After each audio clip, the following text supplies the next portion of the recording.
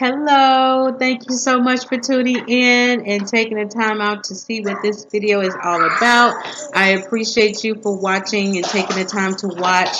I'm very, very grateful, so thank you so much.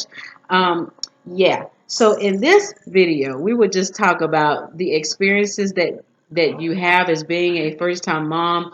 And this video is not to give you some type of step process, or this is not to tell you what you need to do and what needs to be done, because every mom has different experiences and you learn different things at different times, and you have to go through them yourself.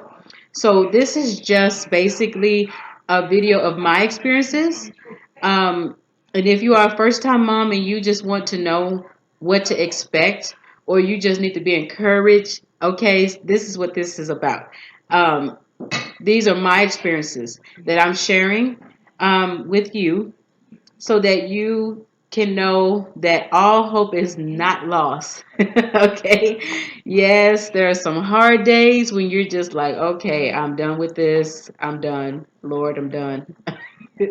I'm done. This child, Jesus, did it come from you? It's hard. I'm not going to sit here and say it's not, because it can be hard.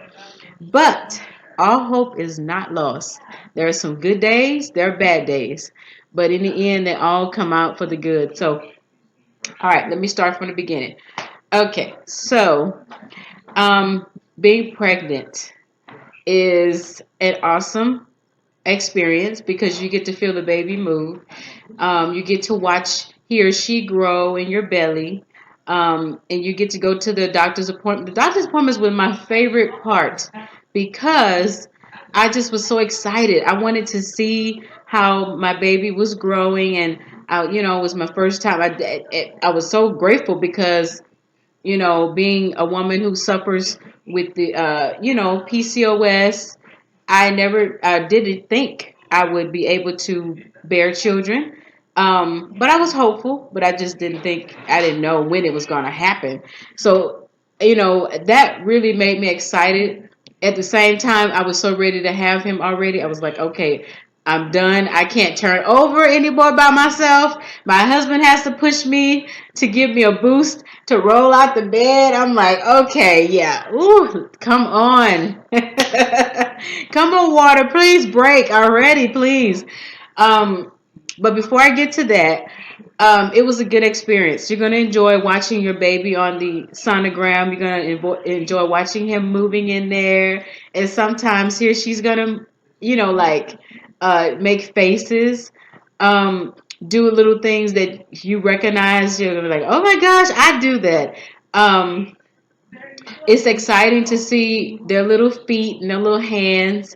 Um, just watching them grow and mature in your stomach, like in your womb, it's an awesome feeling to know that God gave us the ability to carry a baby and to just nurture a child. It's incredible. And even after you have the baby, watching them grow up and walk and crawl, all of those things, it's like, wow. Um, Now, that part is awesome, but the flip side of it, your feet might get swollen. Now, I didn't go through any swelling in my ankles. That's one thing I did not have to go through. I did have nosebleeds. I'm trying to think. I did have issues with constipation. What else? What else? My nose did get bigger. Some days it looked normal, and then some days it was just like, oh my gosh, did a bee bite me on my nose or something? That, and then I didn't gain. I only gained maybe like 15 pounds, maybe. I think it was like 15 to 20 pounds. I'm not quite sure, but it wasn't a lot. You want to sit with mommy? Uh-huh. Yeah. So it wasn't a lot, but I gained some weight. I did. And Isaac was a huge baby. I mean, huge. Um, yeah, you're still big. And he is now 1 year old and 5 months. He's 17 months. He'll be 18 months next month. Yay! No, Isaac, stop. Yeah, but I'll get to what happens when they become one. But it was a good experience. My pregnancy wasn't that bad. It was just throwing up, and I went through the. You want more? More? More? Say please. Okay. So I went through throwing up in the beginning. In the beginning, I went through throwing up maybe in like the first month and the second month. But after that, that was it. I didn't have a lot of throwing up. Um, yeah, my pregnancy was easy, to be honest. Only thing was, I had diabetes. So I had to, go through taking, giving myself shots and stuff. That was difficult for me because that nobody wants to put a needle in their skin. So I had to make sure I had to watch what I ate. My blood sugar had to be at a certain point, a certain number. So I had to watch what I ate, which was pretty tough, but I made it through. I was so done with that. I was just ready to be done with that. Um, and then, of course, some women, they go through a lot of pain, like bad cramping and Braxton Hicks. Braxton Hicks is basically like it gives you a preview of what labor is going to feel like, but not really. So they're really bad cramps. So I noticed whenever I walked too much or I went to the park and I overdid it, I would get really bad Braxton Hicks. So I was only able to do like one lap all around the whole park. And to be honest, that's good. But I did keep moving. I did sit around and eat all day and be lazy. I got up, and some people they can't, some women they can't do, that's fine. If you are on bed rest, you stay yourself in that bed, okay? You don't be, no, you be obedient, you do what the doctor tells you to do. But if you are able and you don't have any problems with, any medical problems, you get out of that bed and walk because that's going to help your cervix and it's going to help when you go into labor, it's going to help with that part, that process. Um, yeah, so when it came time for me to have Isaac, I had to be induced because my water didn't break on its own, and plus I was dealing with the diabetes, so they had to go ahead and induce me so that he wouldn't get too big. Now my last appointment, they told me that he was 8 pounds. Well, the day that I had him, he was 9 pounds and 12 ounces. So I was so shocked. I'm like, oh my gosh, I thought he was on 8 pounds. But he was actually 9 pounds and 12 ounces. So I was like, oh my Lord. I did have him natural with the help of the epidural, thank God. But when they had to give me the Pitocin, which starts the process of labor. And of course, yes, okay, you said please. Here you go. Hold on. Let me give you this one. Here you go. Yeah, pick it up. So they had to give me and anybody that has had a baby had to, be given Pitocin to kickstart their labor. They would tell you that Pitocin causes your labor, the pains to be a little bit more severe than if your body did it on its own. So it was really tough. The going through the labor and the pain, and I stuck it out as much as I could. I was just like, oh yeah, you know what? This does not make me less of a woman because I got an epidural. Um, the pain was out of this world. I had a lot of cramping in my back. That's really where I had a lot of pain, was in my back. Some women have it in their stomach area, and they either have it up here, their back area, or both. But for me, it was my back, and I was like, oh my God, and Isaac kept moving around, kicking, and they had to keep moving the heart monitor. I kept moving and he kept moving. So every time I moved, he moved. I was like, oh my gosh, Isaac, please be still. He was ready to get out of there, okay? He was kicking and everything. And I was so glad when my water broke. Oh my gosh. I was like, thank you, God. Isaac did one leap in my stomach. One leap. He said, go boom. And yes, you did. And my water broke, and I was like, "Oh my God, my water broke!" And they came over and they checked. They're like, oh yeah, your water broke." So that was awesome. And then of course, you got to wait for the cervix to dilate, and I was just anxious. They're like, "Oh, you're 8 centimeters." I'm like, "Oh my gosh, will you come on, cervix?" Finally, I reached 10 centimeters. They were like, "Okay, we're ready." Oh my goodness. And just the experience of pushing him out was just amazing. My husband was right there. My husband was holding my left leg and telling me to breathe and come on, breathe. I was like, oh my gosh. And then everybody was so supportive. There was a room full of people, which I was kind of like, okay, I don't need everybody looking at me. But it was all right. I didn't have time to worry about that. But in the back of my mind, I was very much aware that there was a room full of doctors and nurses. And I'm just like, why are y'all in here? I guess they might have been, you know, I guess, what do you call it? I can't even think of the word, but they were there to learn. So, yeah, they were very supportive. I had the best midwife ever. She was awesome. She helped me through it. We had trouble getting his head through, so we had to do the, what do you call it? Yeah, oh my God, I forgot. What is it? Um, I can't think of the word. So they had to, cut the Paris. Oh my good, Paris. I can't even think of the word. This is horrible. But they had to cut the lining between, the vagina and the anus, perineum, or they had to cut the perineum. Anyways, they did that, and then we were able to get him out. And once that head came out, I just kept on pushing, and his shoulder one came out, and then the other one came out. I was like, "Oh, yay!"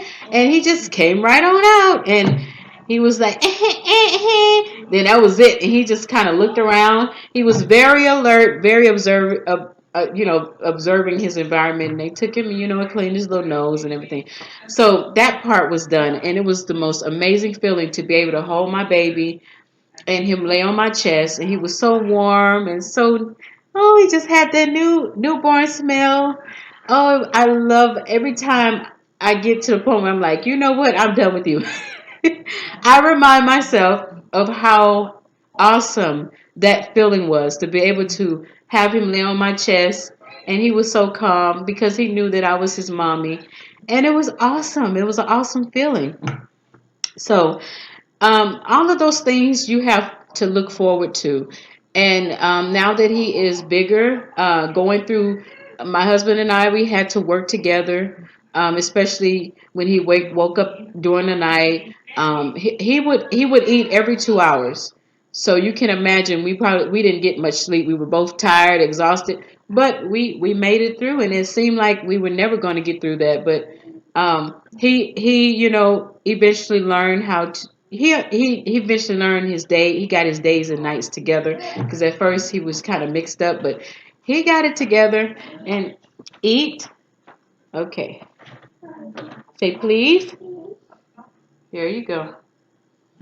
And eventually he got his days and nights together, and he eventually progressed, and then two hours became like every 4 hours. He wanted a bottle. And eventually he grew out of it. Now that he's 1 years old, he sleeps all through the night. We only give him a bottle of whole milk at night before he goes. We give it to him in his crib, and that's it. He sleeps all through the night. We don't have any problems with that anymore. Thank God. Whew. Waking up at night having to give him a bottle is just, it was so exhausting. Okay, it was very exhausting. But you're going to make it through that process. And I will say this, you have to be very consistent when it comes to teaching your baby how to sleep at night, his eating patterns, sleeping patterns. You have to be consistent. You can't like say, oh, well, just this one time, maybe this, and next thing you know, once you start doing it, they're going to expect it. So you have to teach him. Okay, you talk to him or her, and you tell, like, at night, okay, Isaac, it's time for nighttime. you ready for nighttime or night night? He'll say yes, because he's talking. So he says yes. But we started doing that with him even before he started talking and being able to understand. Um, Here. So he got in the routine of that. They have to have a routine. Your baby has to have a routine, okay? They need to know, okay, when the lights cut off and mommy and daddy close the blinds, that means it's time for night, time for me to go to bed. So you have to have a routine.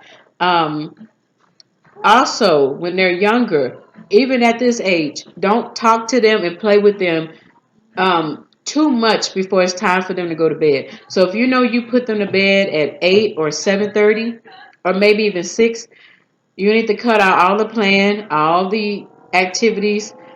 You need to cut that out because you don't want them to be too hyped up before they go to bed, which makes them stay up longer and cry and all that good stuff. So you start to wind down and say, okay, it's time for night night. Put their pajamas on, change their diaper, read them a bedtime. Sometimes we read them a bedtime story. What else? Yeah, just have a routine for your baby.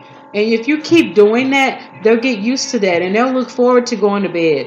And they'll be like, yay, bedtime. And if you want to read a story, read a story. Whatever you like to do before they go to bed. If you want to give them a bath, giving them a bath is also a good thing, especially if they're having a hard time going to bed. Give them a warm bath with lavender and make sure you put lotion on them and everything afterwards. It calms them and play soft music while you're giving them a bath because it relaxes them. Sometimes I like to play piano music, um, things like that. Like if we're in a car and he's a little agitated, I like to put on some classical music or spa music, and it really relaxes him. And next thing you know, he's out, he's asleep. So it's a learning process.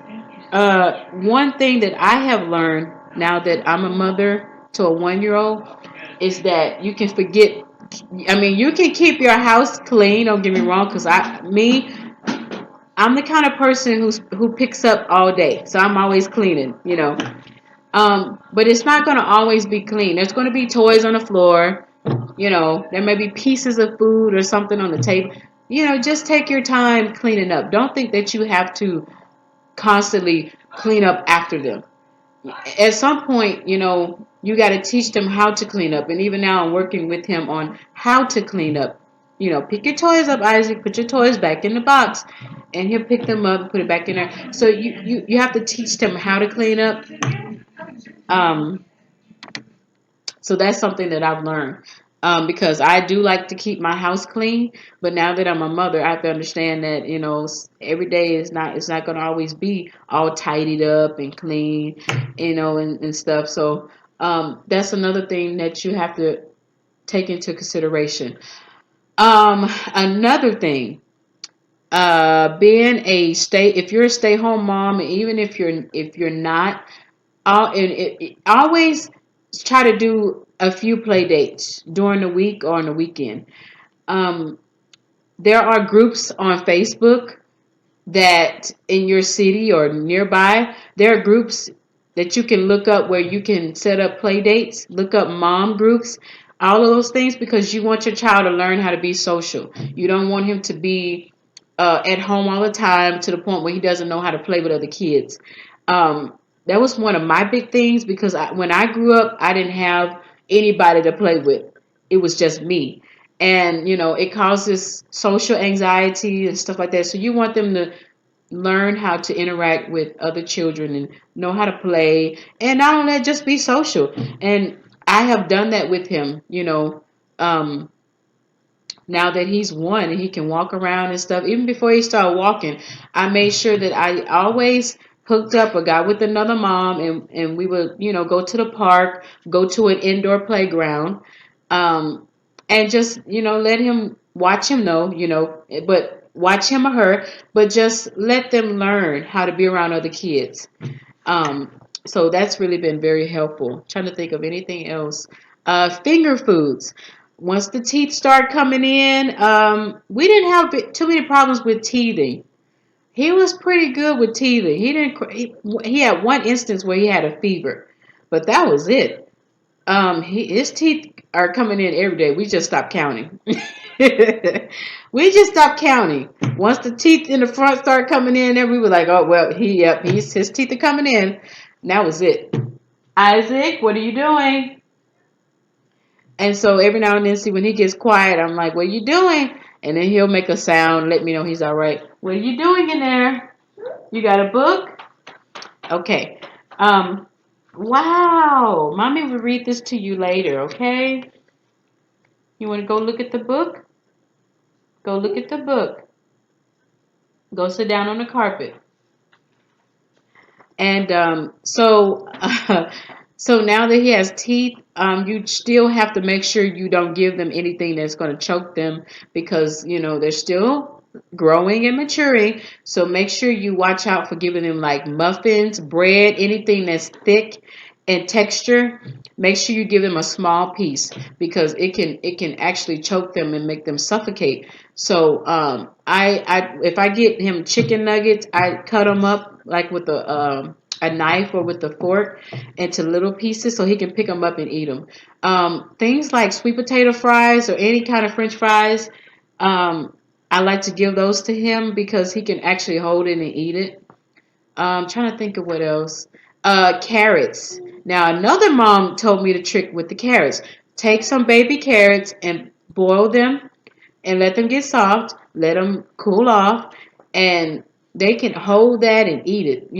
That's very convenient. Like if we're out somewhere and he's hungry, I can just reach into the Ziploc bag and give him a carrot, and he can eat it because I boiled it. So, I'm trying to think of anything else. Just be careful with what they eat, and don't let nobody tell you, oh, it's okay, you can give that to your baby. No, no, no. If you don't feel good about it, don't give it to him. um Trying to think. I don't we started, I think I started giving him table food when he was maybe about 4 or 5 months. um I pureed his food. I took blueberries, strawberries, banana, and I just took it and put it in a blender and pureed it. And I would add just a little bit of cereal, and so it could thicken up a little bit. And I gave that to him as a baby all the time. He loves blueberries. And sometimes I would just puree broccoli, carrots. I'm trying to think of what else. Cauliflower. You can do all of that. You don't have to have like a baby. If you want to, that's you. But for me, I just used a blender, and I made sure that it was cut up really good, and pureed. So that's what I did. I don't want to make this long, but bottom line is, it's a process. You learn. Talk to other moms. Don't isolate yourself. Do not isolate yourself. Ask your family for advice. Your mother. Um, have friends, have other mom friends, because it helps keep your mind, it helps keep you, it helps you to not have cabin fever. It helps talking to other people and learning from other moms, and you pick up new ideas and stuff, and it's just good to have somebody to talk to that understands and that gets it. It's nothing worse than talking to somebody who does not understand what it means to be a mom, because they don't know. They don't know. Never had a child. But it helps being around other people because they get it. They get your problems. They get your struggles, and you can be yourself and be honest. Sometimes you just get tired, and you need to be around other people to encourage you. So I just hope that this video gave you a little preview of what to expect. The next video, I'm probably going to cover what to put in your hospital bag when it's time for labor, or to have the baby, or to deliver the baby. I found out a lot of things that I put in my bag I just did not. Are you okay? I just did not need. So I want to do a video over that one as well. But that's pretty much it. Are you okay? You have an accident? Say hi. Yeah. Say hi. Say thank you for watching. Mwah. So anyways, that's pretty much it. Um, there will be more videos about being a mommy and just different things, different advice that we would do. But this is just, I'm just talking about my experiences. If you enjoyed this video, please subscribe and like this video as well. And we will chat with you later. Say bye-bye. Thank you for watching.